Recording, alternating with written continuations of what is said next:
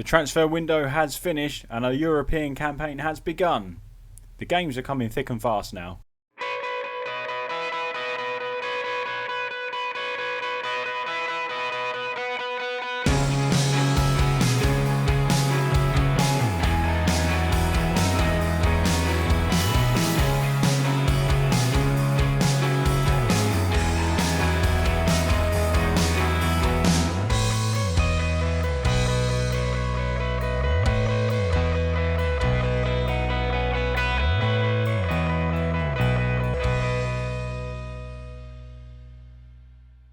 Hello everyone, I'm Dan. Welcome to part 3 of the Director of Football Challenge, Fearless Foxes here on Reesy FC. Hope you are all doing very well, and it's been a decent start to the season, as you can see by the title of the video and the thumbnail. And we're currently sitting third in the league. It's been a nice start. We've had a couple of disappointing results along the way, which we will run through shortly. But let's start this video by going straight into some of the transfers and the big news that's been happening in and around the club since you was last with us. First of all, this man, Demarai Gray, he's finally got himself a move, although it's not the move that I would have liked, if I'm honest. He's gone out on loan to a season-long loan to Real Betis. Now, his contract expires at the end of the season.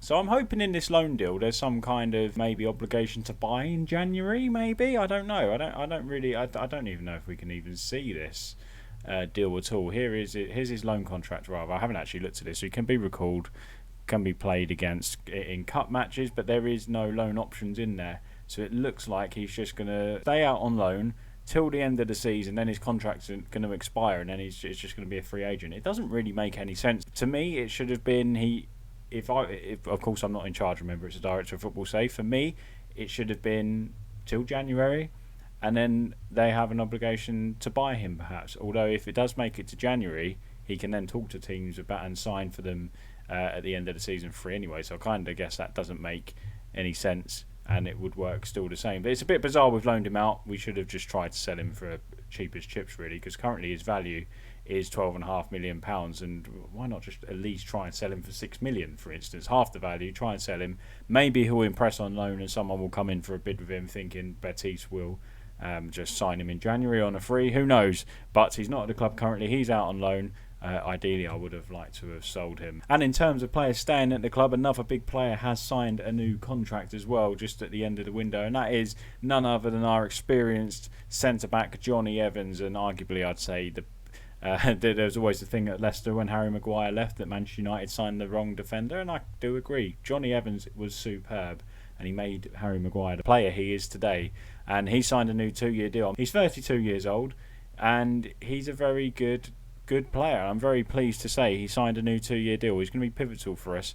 I'm not one for signing old players, but if there's someone at the club who is doing very well and he's an old player, keep him there. The experience is 100% worth having the experience around the club, and Johnny Evans is huge. And we've got young Soyuncu, we've got young Fofana as well, so Johnny Evans being there, as long as he can play at the top level, is fantastic. He's apart from stamina and strength, he's not showing any signs of declining. So his contract is this. So he signed a new 2-year deal. It's worth £7 million, and he's now going to be on £72,000 per week, and it's very much worth it for the player, for the experience and the quality he does bring the side. Let's jump across to the schedule and show you exactly how we've been getting on since the 3-0 victory against Crystal Palace. We then played Wolves at home in the first league game of the season. We won 2-1.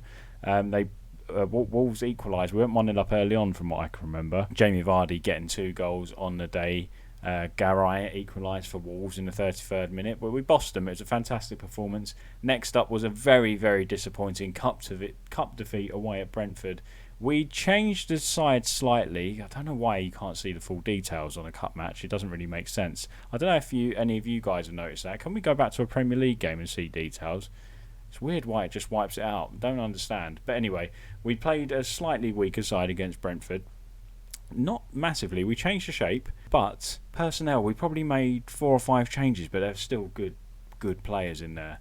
Vardy didn't play. Iheanacho played instead, but Vardy did play. Vardy did play that game. Vardy did play. Iheanacho come on eventually, but it was just we had put it this way, first half we had 11 shots and we had 1 on target. That's how the game went. We had a lot of possession, a lot of chances, we just couldn't hit the target. We then went away to Manchester City. First half got absolutely battered, 3-0 down there, and then we changed it up to a diamond.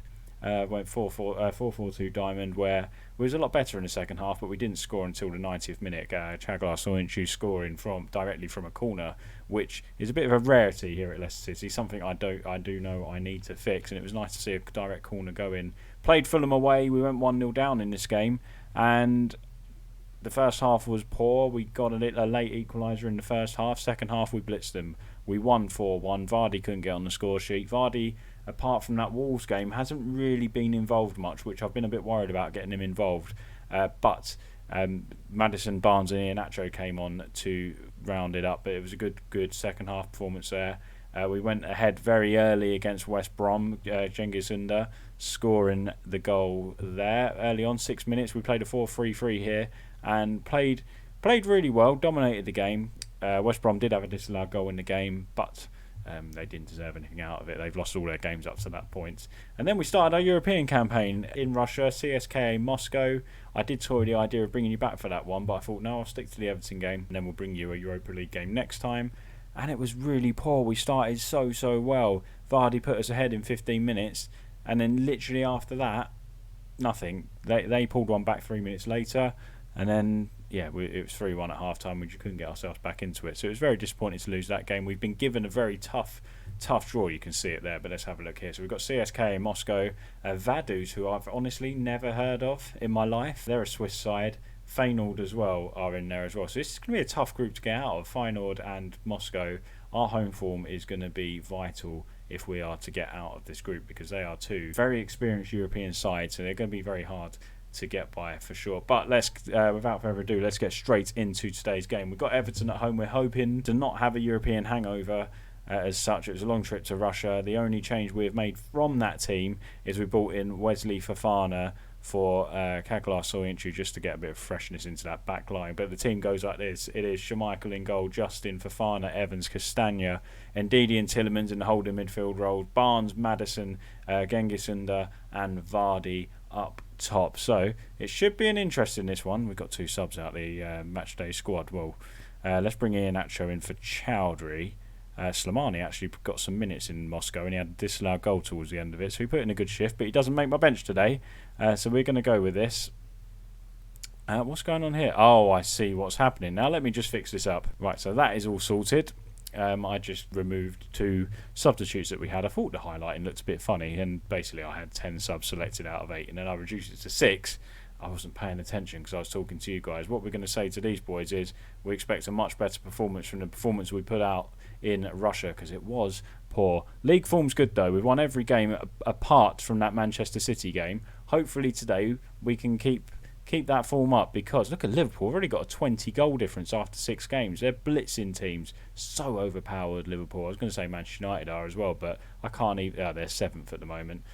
18 minutes gone. It's been a real poor start to this game. We've had no highlights. We need some highlights, please, because I can't just give games without highlights, because that's boring. Maddison has a free kick here for Leicester. He swings it in, cleared away from Everton, who are looking to hit us on the counter-attack with Calvert-Lewin. They've got a very, very good squad. Rodriguez, Sigurdsson, Calvert-Lewin, Alan as well, very good central midfielder. We've put a lot of PIs on today to try and deal with some of these players, and hopefully that doesn't affect our own performance, because we kind of want to concentrate on ourselves, but at the same time you've got players in there that can cause damage. Digne as well, and Coleman coming up the channels either side. Very talented side, Everton. I expect them to be challenging us up in the Europa League and Champions League places. Castagna goes close, but his shot is fired high and wide over the bar. It's not, stats wise, not been a bad first half for us. We've kind of edged it. 9 shots, 4 on target, 60% possession. We're playing quite well. We just need to be a bit more clinical up top. So we're going to say to the boys, I think, what shall we say to them? We're the favourites. Go and give the fans something to cheer for. I think that's fair enough. We're favourites because we've started very well. Everton haven't started too bad either. They're up to 5th as it stands. It's a tough game, this. Very tough game. Tielemans and Castagna are looking absolutely knackered. Vardy's looking quite tired as well. Vardy, again, is just not getting into the game whatsoever. We are going to drop... He's already on a support role. What we'll do, we'll put him as an attack trying to get them a little bit further forward. And let's play a little bit more direct. Try and get some balls over the top. And I'll tell you what we're going to do as well, just to mix it up a little bit. Out in transition, let's distribute over the opposition defence as well. Try and get Vardy going, because he hasn't been in a lot of games recently. We're going to just move the forward line up as well, the line of engagement. It will create a little bit of a gap between the midfield and the defence, which is a bit of a pain, but we need Vardy firing. If we can ping him over the top where he, and that's the service he likes, maybe he can start grabbing a couple more goals, because he's gone very quiet recently. I know he scored in Europe, but Premier League wise, very, very quiet. We've relied quite a lot on Under getting some goals.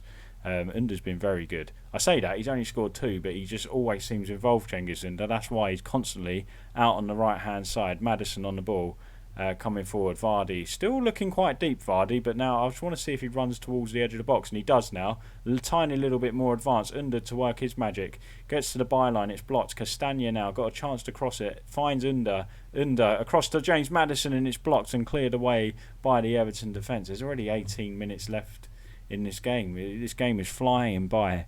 Vardy's having an absolute nightmare. Do you know what I'm going to do? I want to win the game. I'm going to go 2 up top, bring Kelechi Iheanacho on, who has got a habit of coming on and scoring goals for us. Vardy will remain a pressing forward, Iheanacho deep lying. We might put Maddison. He can stay as as a playmaker. Should we put him as attack? We'll put him as an attacking playmaker as well. It's a game we want to win. This might be a bit too adventurous, but hey ho. Cengiz Under's going to have to come off, and we're going to put Pratt on in the Corello role. Tielemans can stay in the Mazzala. We're going to go a bit more direct passing with Tielemans, I think, as we've got him set up as usual, because he's a very good passer of the ball. Why not? I think this is looking good for now. Then we've got options to maybe bring Slimani on or Iosi Perez up top if we need them. So 74 minutes gone, 15 remaining. Come on, boys, let's drop some encouragement on there just as we take a corner. Maddison's ball, Wesley Fofana. Oh, and it's come off the post from Wilfred Ndidi. Oh, it was blocked apparently from Lucas Digna, and it is still 0-0. We've had the better of the chances. I just feel like Everton might have a chance late on and might take it. Vardy, how's he doing? 6.2 for Vardy. You're going to be shocked at this. I'm going to bring him off and bring on Islam Slimani. Let's make him a target man as well. And a supporting target man? I think a supporting target man. And then we'll put Iheanacho on as an attacking, not a deep lying forward. He is actually a deep lying forward in real life, but I am going to put him as a poacher here. So hopefully Slimani can win some flick-ons. Iheanacho can pick up on them. And there must be a way just to... Can you just hit the target man? How can we hit the target man? In transition, maybe? Distribute to target man. There we go.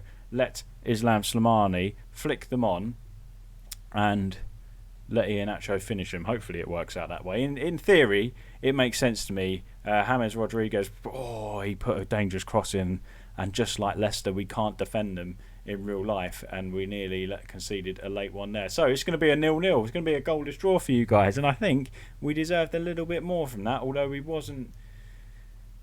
didn't create amazing amount of chances, but look at that back 5 there. I will say 6 if you include Schmeichel. They're all up in the 7s and all green, so they've had a good game. Midfield had a good game as well. Vardy, I'm really worried about him, 6.2. I really think that I'm hoping the club are going to be looking at a replacement for Jamie Vardy, because I'm not saying he's done now.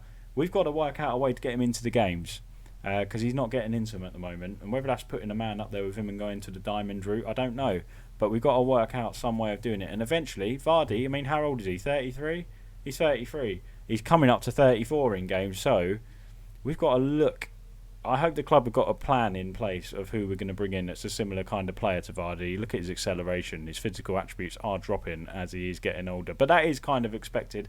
I guess let's have a look at the table then, where that leaves us. It leaves us 3rd in the Premier League after 6 games, and honestly, that's a fantastic start. 4 wins from 6, only 1 defeat, 13 points, and we're 3 points behind leaders Liverpool. And of course the objective is to get into the Europa League slots, which apparently is the top 7, I think. So we're well on course for that. Early days, of course. And we need to sort out this Europa League form, and we have a European game against Feyenoord up next. But guys, what we'll do, we will come back for a European game. It won't be the Feyenoord one. We need to skip through a little bit. It'll probably... I'll see how it goes. it might be Vaduz, but if there's a chance whatever one we got a chance of qualifying, if one's a nothing game, we won't show them, but it will either be Vaduz or CSKA Moscow. Whatever game means more, we'll show you. I was saying that Feyenoord's in there as well. Well, I'll decide where we are in the Europa League group. Whatever one is more important, I'll show you them games, because we don't want to be caught in a slump of showing you like Vaduz and then CSKA Moscow. We might show you Vaduz and Feyenoord because there's about 3 or 4 games between there. But we'll see how it goes. Whatever is the important game there, I'll bring you back for. And yeah, and that's how we'll progress the season. Just try and play 6 or 7 games between each, and then it won't drag on so much. But guys, if you did enjoy that, please leave a like on this video. If you haven't already done so, please consider hitting the subscribe button as well. Make sure you hit the little bell to be notified every time I upload a video. Catch me streaming on Twitch as well on Tuesdays and Thursdays at around 8 PM, twitch.tv/ReesyFC. And thanks very much for watching, guys, and we'll see you here for tomorrow's episode 4 of Fearless Foxes, 10 AM tomorrow morning. Thanks very much for watching, guys. Bye-bye.